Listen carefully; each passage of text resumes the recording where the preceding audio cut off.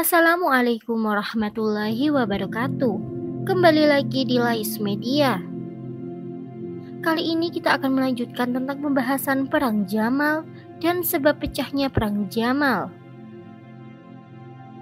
Aisyah dan pendukungnya berangkat dari Mekah menuju Basrah dengan maksud mendamaikan kaum muslimin, menyatukan kembali visi mereka, dan menuntut penegakan hukum atas kasus kehilangan nyawa Utsman bin Affan.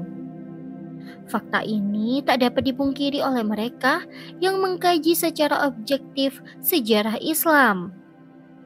Sedangkan peristiwa perang yang pecah setelah itu bukanlah kehendak dan tujuan mereka, namun lebih disebabkan oleh faktor luar yang dihembuskan oleh para pemberontak dan provokator.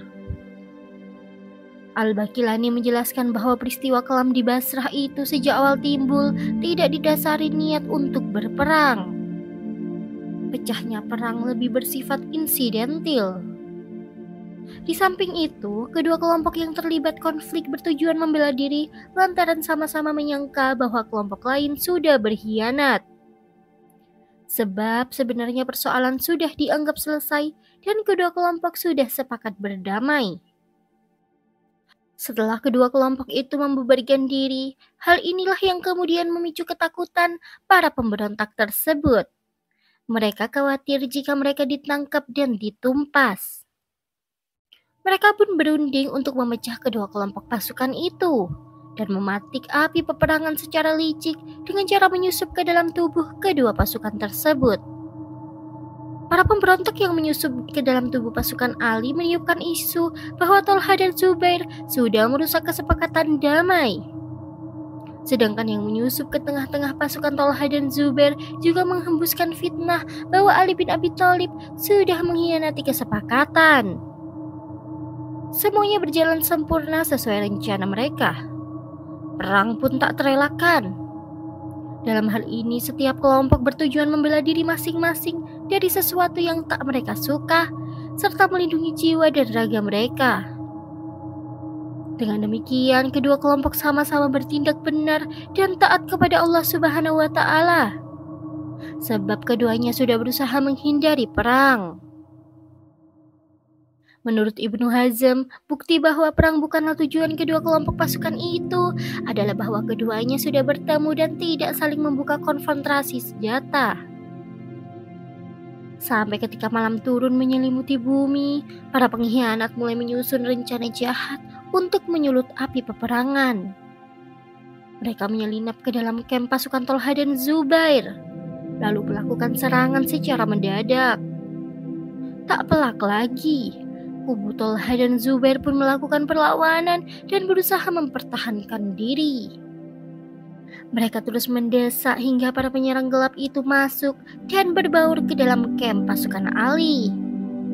Sehingga kubu Ali mengira mereka sedang diserang, dan mereka pun melawan untuk membela diri. Akibatnya masing-masing kubu menyangka bahwa kubu lainlah yang memulai serangan. Situasi menjadi sangat kacau. Yang mereka lakukan pun tak lebih dari sekedar mempertahankan diri masing-masing. Sementara itu para pemberontak yang menghilangkan nyawa Utsman terus memperbesar api peperangan dan memperkeruh keadaan. Dengan demikian kedua kelompok pasukan sudah bertindak benar. Sebab dalam situasi kacau itu mereka tak punya maksud selain mempertahankan diri. Apa yang terjadi antara Aisyah beserta pasukannya dengan Ali adalah kehendak dan ketetapan Allah Subhanahu wa Ta'ala. Rasulullah Shallallahu Alaihi Wasallam sudah mewartakan peristiwa itu jauh-jauh hari dan pihak yang benar adalah Ali. Imam Ahmad dan Al-Bazar meriwayatkan dari Abu Rafi bahwa Rasulullah Shallallahu Alaihi Wasallam berkata kepada Ali bin Abi Thalib, "Kelak akan terjadi satu masalah antara engkau dengan Aisyah."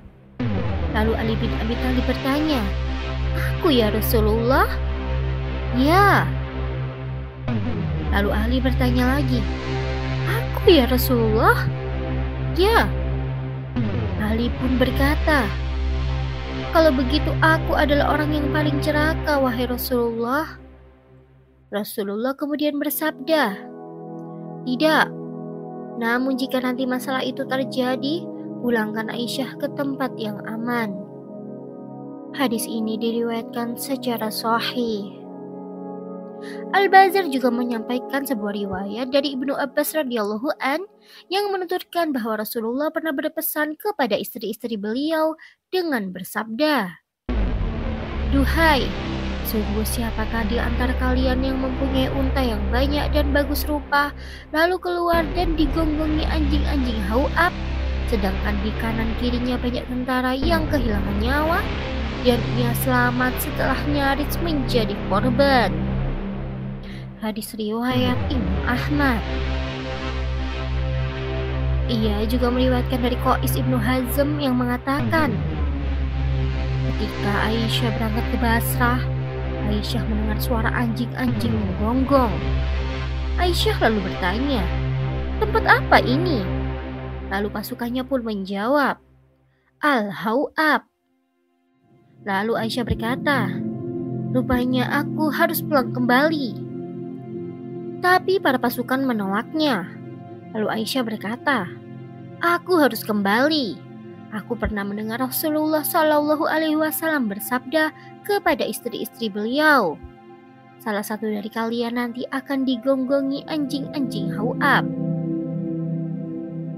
Itulah perkataan Aisyah radhiyallahu an. Setelah itu beberapa orang menemui Aisyah. Mereka mendesak Aisyah untuk melanjutkan perjalanan ke Basrah. Ibnu Hajar juga merilis sebuah riwayat bahwa Ali berbicara empat mata dengan Zubair saat perang Jamal meletus. Ali berkata kepadanya, "Aku mau bertanya kepadamu dengan menyebut nama Allah. Apakah engkau mendengar Rasulullah bersabda kepadamu pada hari ketika engkau menggambit lenganku? Engkau akan berperang melawannya dan engkau menzaliminya, lalu ia akan mengalahkanmu. Itulah sabda Rasulullah yang dikatakan kepadamu." Lalu Zubair menjawab, "Aku mendengar sabda beliau, tentu saja aku tidak akan memerangimu." Hadis ini diriwayatkan oleh Ibnu Hajar.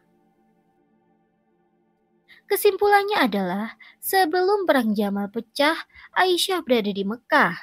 Ketika mendengar Utsman kehilangan nyawa, ia pun berniat pergi ke Basrah untuk menuntut kematian Utsman. Zubair bin Awam, Talha ibn Ubaidillah, Bani Umayyah, dan para gubernur yang dipecat Ali bin Abi Thalib lalu bergabung dengannya.